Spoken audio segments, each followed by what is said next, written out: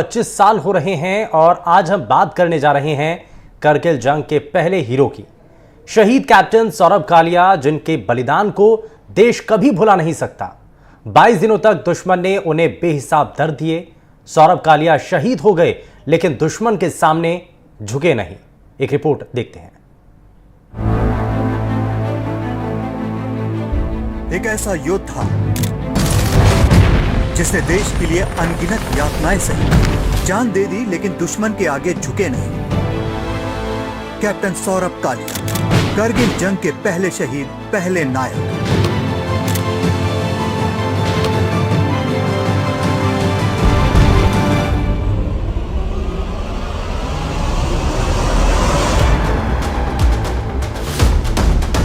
करगिल की जंग जीतने का जश्न देश भर में हर साल मनाया जाता है, लेकिन कैप्टन सौरभ कालिया की कहानी के बगैर करगिल की जीत भी अधूरी है और उसका जश्न भी। यह उस जंग के पहले शहीद की कहानी है, कैप्टन सौरभ कालिया, जिन्होंने महज 22 बरस की उम्र में वतन के लिए अपना सर्वोच्च बलिदान दिया। 22 दिनों तक दुश्मन उन्हें बेहिसाब दर्द देता रहा, ऐसी ऐसी यातनाएं दी कि किसी की भी हिम्मत टूट जाए, लेकिन कैप्टन सौरभ कालिया तो किसी और ही मिट्टी के बने थे। 29 जून 1976 को सौरभ कालिया का जन्म अमृतसर में हुआ था। वो मूल रूप से हिमाचल प्रदेश के पालमपुर के रहने वाले थे। उनकी शुरुआती शिक्षा डीएवी पब्लिक स्कूल पालमपुर से हुई थी। ग्रेजुएशन करने के बाद सौरभ कालिया ने अगस्त 1997 में सीडीएस का एग्जाम पास किया और आईएमए यानी इंडियन मिलिट्री अकादमी पहुंचे। 12 दिसंबर 1998 को सौरभ कालिया थल सेना में कमीशन अधिकारी के रूप में नियुक्त हुए। बहुत कम बोलते थे, उनके मन में क्या है उसको जान पाना इतना आसान नहीं होता था। अल्प नहीं होते थे जैसे वो थे। तो उसके बाद जो ये हो सकता है, ये हमारी सोच है कि जब वो केवी में थे तो वो आर्मी को देखते होंगे, तो वे उनका स्वभाव से तो बहुत ज़्यादा ईमानदार थे, बहुत ज़्यादा ईमानदारी में बिलीव करते थे। तो बस ये कहना नहीं कि उनको शौक था, ऐसे था, पर उनको देख के, उनका अनुशासन देख के, उनकी जो आर्मी का जो इमेज है, आर्मी का सेटअप है, इंस्पायर हुए हूँ। कारगिल को 25 साल हो गए हैं। बातें तो बहुत सारी मन में बहुत उठती हैं कि क्या कुछ हुआ, कैसे हुआ। कोई ऐसी याद जो आप शेयर करना चाहें? ऐसी तो याद नहीं, लेकिन मन में हमेशा एक ही ग्लानि रहती है कि जाना तो आर्मी में सब जाते, जब जानते हैं तो गोली भी लगती है, गोली खाते भी है, गोली मारते, और शहीद भी होते हैं, शहीद हुए भी है। लेकिन जिस तरह से उसकी शहादत हुई, जिस तरह उसका टॉर्चर किया गया, वो हमेशा दुख लगता है। हमेशा जब याद आता है तो अंदर को मतलब कचोटता है कि ये क्या हुआ उसके साथ। महज 21 साल की उम्र में सौरभ कालिया 4 जाट रेजिमेंट के अधिकारी बने थे। 31 दिसंबर 1998 को 4 जाट रेजिमेंट सेंटर बरेली में प्रस्तुत होने के बाद जनवरी 1999 में करगिल पहुंचे। देश को भनक तक नहीं थी कि कुछ ही दिनों बाद देश के इतिहास की सबसे बड़ी जंगों में से एक शुरू हो जाएगी और सौरभ कालिया का नाम उनमें सबसे पहले आएगा। 3 मई 1999 पाकिस्तान एक नई साजिश रच रहा था, जिसका केंद्र था करगिल।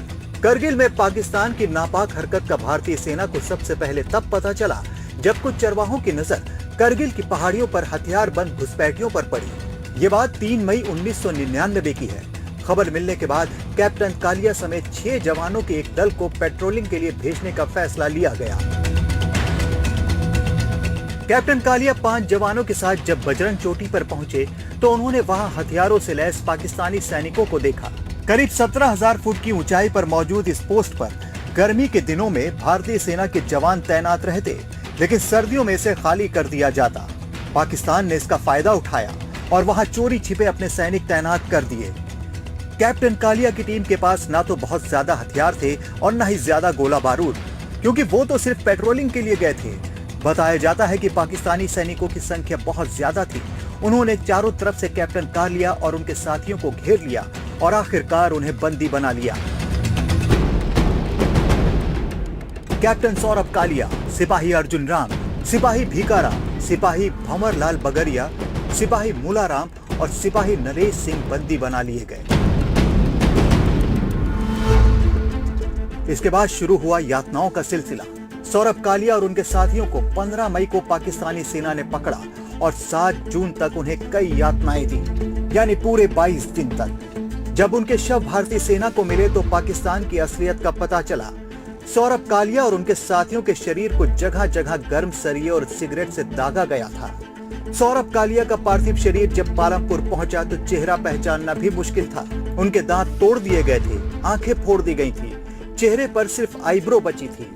जिनेवा कन्वेंशन के मुताबिक युद्ध बंदियों के साथ इस तरह का सलूक कोई देश नहीं कर सकता, लेकिन पाकिस्तान ने नियम कायदों के साथ इंसानियत तक को छलनी कर दिया था।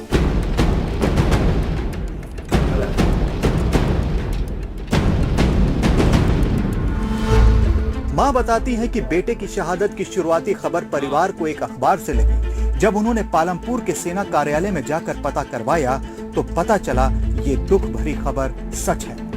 परिवार पर दुखों का पहाड़ टूट पड़ा। सौरभ की मां अपने बेटे को याद करती हैं और युवाओं को संदेश देती हैं कि एक अच्छा नागरिक बने।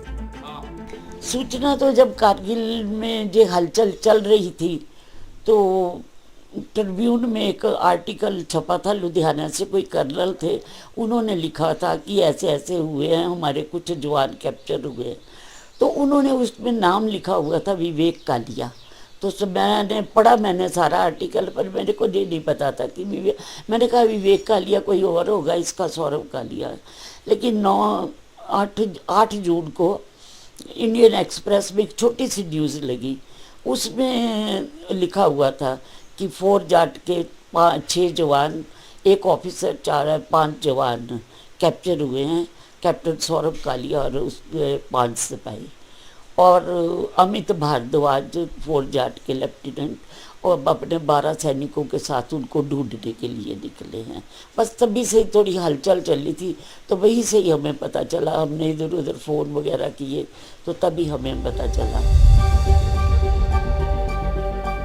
सौरभ कालिया ने 30 अप्रैल 1999 को परिवार से आखिरी बार फोन पर बात की थी। उस दिन उनके भाई वैभव का जन्मदिन था। सौरभ ने वादा किया था कि वो अपने जन्मदिन पर 29 जून को पालमपुर जरूर आएंगे, लेकिन कुछ दिन बाद खबर आई कि बेटा तो शहीद हो गया है। 30 अप्रैल को वैभव के बर्थडे पे उसने विश किया, तो उसने मुझे वो बोला कि मम्मी मैं कहीं जा रहा हूँ, आगे दूर कहीं जा रहा हूँ, वहाँ आपसे मेरी बात नहीं होगी, कुछ भी नहीं होगा, तो मैं आकर के आपके से बात करूँगा, बाकी मैं ठीक हूँ। बाकी अपनी वेदर वगैरह का यही बात करता रहा और उसने कोई बात नहीं की।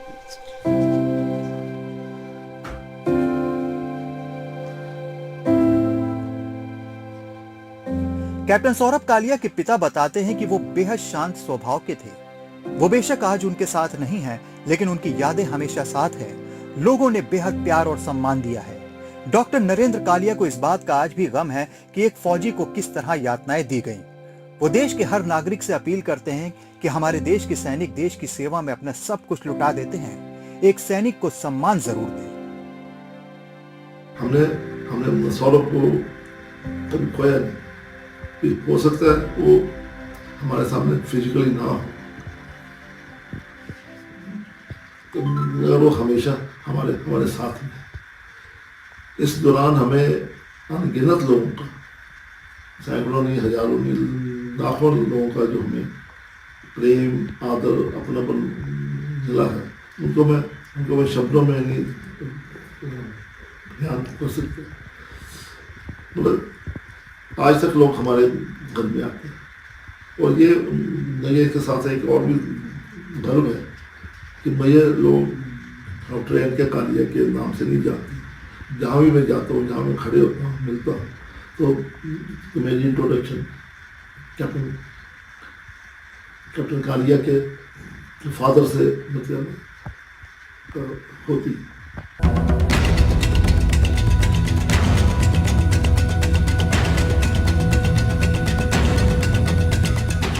करगिल के बाद भारत का रवैया पाकिस्तान को लेकर काफी सख्त हुआ। उसकी हर हिमाकत का माकूल जवाब दिया जाता है। पाकिस्तान अब कोई बड़ी साजिश को अंजाम नहीं दे पा रहा है।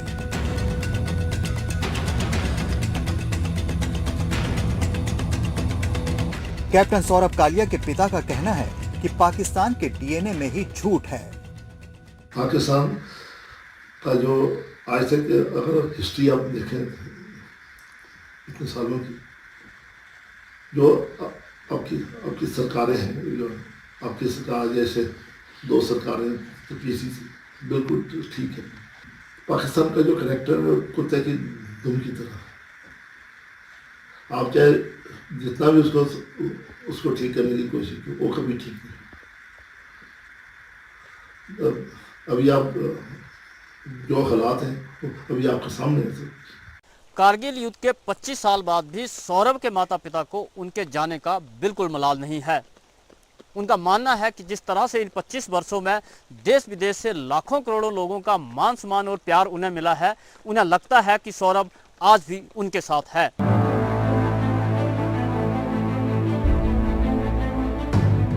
महज 22 साल की उम्र में कैप्टन सौरभ कालिया ने देशभक्ति की वो कहानी लिखी जो हमेशा याद रखी जाएगी। करगिल की जीत का जश्न जब भी मनाया जाएगा, कैप्टन सौरभ कालिया और उनके साथियों की शहादत को हमेशा सलाम किया जाएगा। हिमाचल के पालमपुर से अनूप धीमान के साथ ब्यूरो रिपोर्ट, एनडीटीवी इंडिया।